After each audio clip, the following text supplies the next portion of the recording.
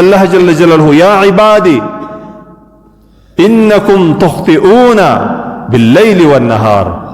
انسانانو تاسي ما داسي مخلوق پیدا کړی اس خلق الانسان ضعيفا، انسان عاجز دی او د هر انسان سهارم ګناه کیږي، ما شامم ګناه ځنی کیږي، سهارم غلطي ځنی کیږي، ما شامم غلطي ځنی کیږي.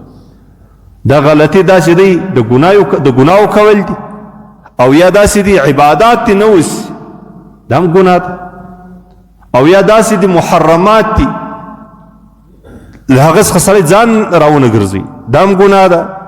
نو د دې ګناو بخښه به موږ له چا څخه غواړو؟ د استغفار کلمات به د چا دپاره وایو؟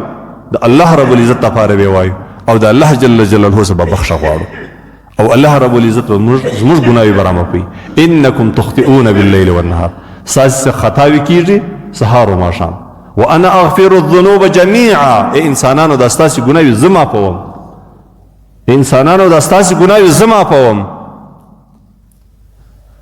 فاستغفروني اغفر لكم، انسانانو لما بخښه وغواړئ زه به ستاسې ګناوې معاف کړم. یا عباد انکم لن تبلغوا ضري فتضروني، انسانانو په دې ځان پوه کړئ چې تاسې الله ته د الله باچي ته د الله ربوبیت ته تاسې هېڅ تاوان نشئ رسولی. که انسان دا قصد وکړي چې زه به الله ته تاوان ورسوم نو الله ته انسان تاوان نشي رسولی. ولن تبلغوا نفعي فتنفعوني، انسانانو دا سم تاسې نه یاست چې ما ته ګټه ورسوي، فایده راته ورسوي، یعنی د الله جل جلاله د الله ملک او باچي زموږ په کومک و مدد باندې ودانس. د الله جل جلاله باچي زیاته سي، محکمه سي، مضبوطه سي، دا زموږ په موټو باندې، زموږ په کوشش باندې، زموږ په منډه باندې، زموږ په دماغ باندې، زموږ په فکر باندې. نو الله رب العزت وایي دا خبرم خلاصه ده، تاسې ماته هیڅ نفع نسئ رسولی. الله کامل ذات دی، الله د ټولو صفاتو خاوند دی، د الله جل جلاله ټول صفات کامل دي. الله رب العزت څوک په عبادت باندې، په ذکر باندې، په تلاوت باندې، په خیرات باندې، په نور شانو باندې الله ته ګټه نشي رسولی. الله پوره دی، الله کامل ذات.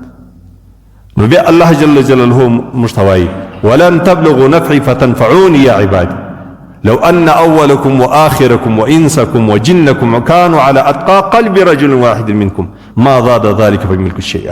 انسانانو په دې هم پوه سئ که چیرې د ټولې دنیا انسانان سره راټول سي او له دې څخه یو سړی جوړ سي او دا د ټولې دنیا د انسانانو تقوا د یو انسان په زړه کې کښېږدي، د ټولو دنیا د انسانانو بزرګي او تقوا او دیانت دا د یو انسان په بدن کې واچوي او یو انسان ځینې جوړ سي، نو دا خو ډېره غټه بزرګي ده، دا خو ډېر لوی د عبادت شکل دی، دا ډېره ښه بندګي ده د الله تبارک وتعالی چې د ټولې دنیا د بزرګانو بزرګي په یو سړي کې راغله.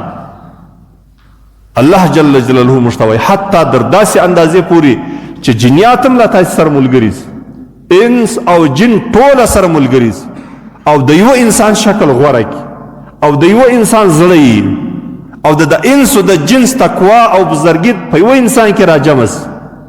الله جل جلاله څه وایي ما زاد ذلك في ملک شیئا، دا زما په ملک، زما په بادشاهي کې، زما په خدایي کې د یوې ذرې زیادت نشي راوستلی.